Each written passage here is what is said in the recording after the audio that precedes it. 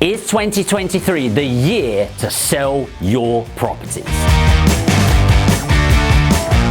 Over 2022, especially the last few months, it has been a turbulent ride all the way through. Politically, we've had 3 prime ministers in about 3 months, which is absolutely crazy. We had Brexit become official. We had the Russia and Ukraine, the oil crisis, cost of living. What else did we have? Oh yeah, and the back end of COVID. Well, we say the back end, and I feel like I'll be saying that 10 years from now in these videos. But what does it mean to the economy? More importantly, what does it mean for you? The reason this is so important is that 2023 is still going to be turbulent. And the thing is, when this happens, I usually find there's 2 types of people, and if you're anything like one of my investors, 2 types of investors. Number 1, you do nothing. You freeze. You get scared. You go, oh, no, I need to wait until this happens. I need to wait until this happens. I need to wait for the... But the thing is, that shit never comes to fruition. The other type of people, my kind of guy and gals, is the person that takes advantage of the opportunity. They understand that change creates this opportunity, and they're ready to provide the solution. Let's face it, property isn't exactly a fad. It's not like a fashionable statement. I mean, don't get me wrong, you've got all these fashionable opportunities in property, your service to accommodation, okay, your rent to rent, your commercial to residential conversion. But the whole idea that we need a roof over our head is a pretty basic right now, isn't suddenly going to change in 2023. So the key is, where are the opportunities? The big impact piece, or the outcome impact piece, has been interest rates. Now, I'm not going to go through a huge amount of how we got there, but essentially everything that I've spoken about has led to increased prices, reduction of supply, and huge amounts of sudden demand, which has led to spiking inflation. And the way to handle that, one of the key monetary policies of the country, is to increase interest rates. So that's the outcome and the impact of what comes next. The thing is, it creates a situation of affordability, or in this case, a lack of affordability. What that means, if you think about some mortgages that you might have coming up as an investor, where you've been paying an interest-only mortgage of maybe £120 a month, will now be £250 a month. So it's pretty much doubled on that refinance. You might think, that's not that big of a deal. Okay. Well, let's think about the average person that has a £300,000 home. Well, that's pretty standard, right? That is the average in the UK right now. So let's say they've got a 90% mortgage on that, so a £270,000 loan. And let's say they've been paying £1,000 a month on a repayment mortgage. Now, if they're coming up to a refinance, they're likely to be paying closer to £1,800. That's an £800 difference. How many people do you know that can just swallow an additional £800 a month on top of the increase in the cost of living, the increase in the cost of their utilities, the gas, electric? And all of this, unfortunately, creates a shift in behaviors. So of course we've got a market there where speed becomes really important to them. There's going to be more on that in a moment. But on top of that, buying behavior has to shift as well.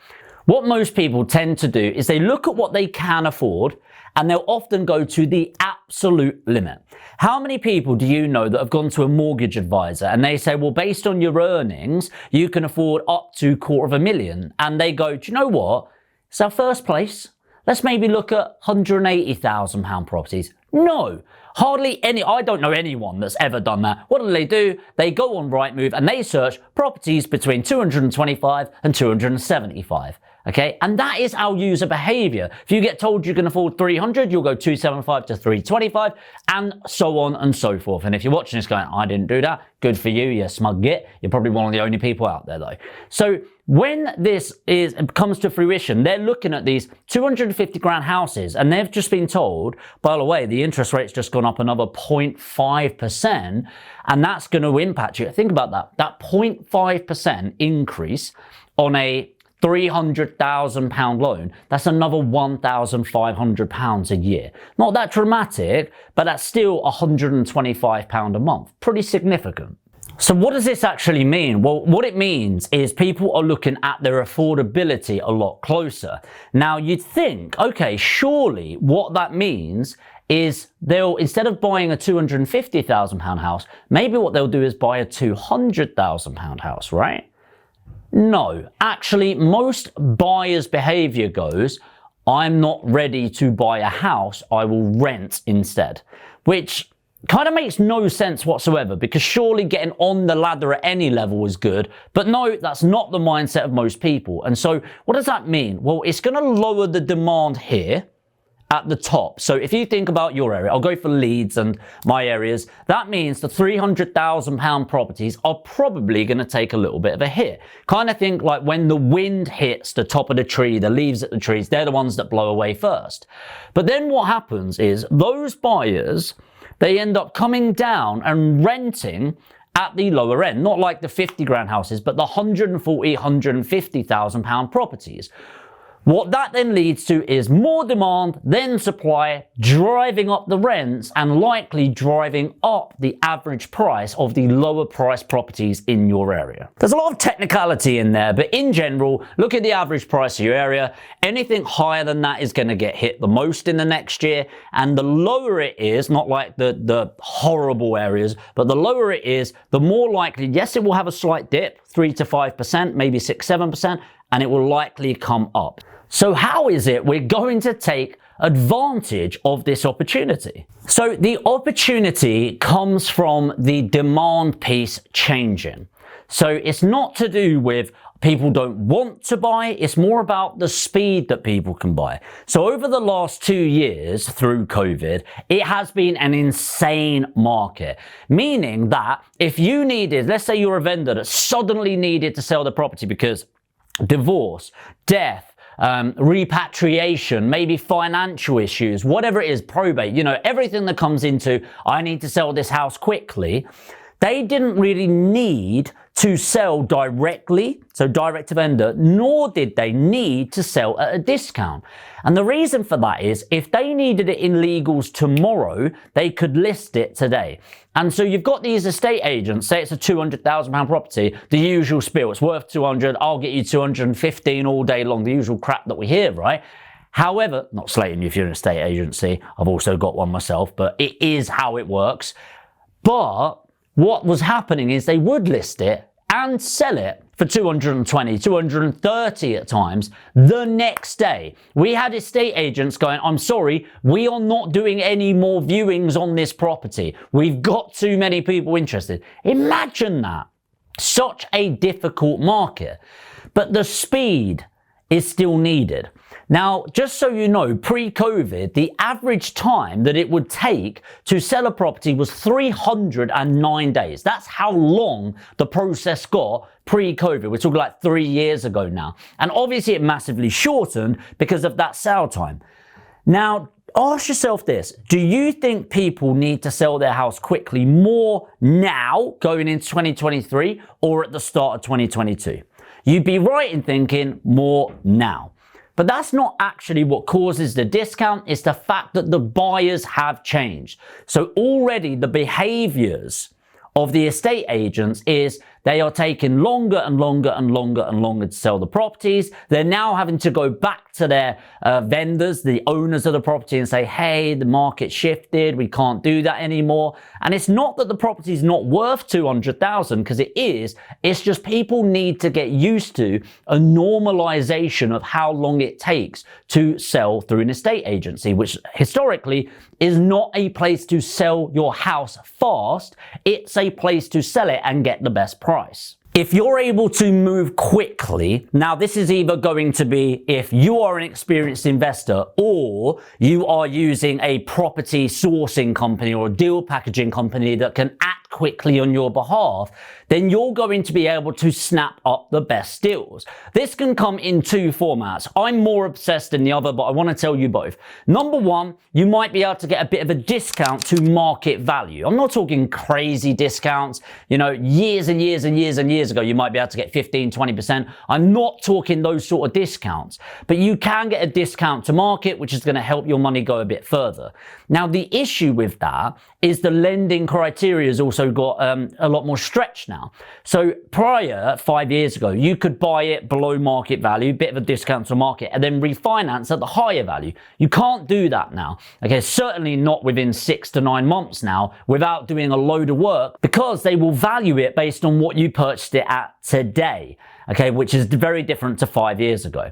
But that's not actually the one that I'm excited by, because yeah, you could buy in a not so desirable area. The thing is, in 10 years time, it's still not a very desirable area. For me, the really exciting opportunity is now being able to purchase property in a real gold mine area, which we've just really struggled to get property in for the last couple of years because of the sheer demand that's gone in. So do I personally care about getting a discount? No, not massively, and nor do my investors. We're picking the best properties in the best area that over a 10-year period will get them the best returns out there. And that is because of the combined return, not just taking account the cash flow, but the huge mammoth capital growth that comes on the back end of ownership. So how do you find these opportunities, and what can you use as a negotiation tool?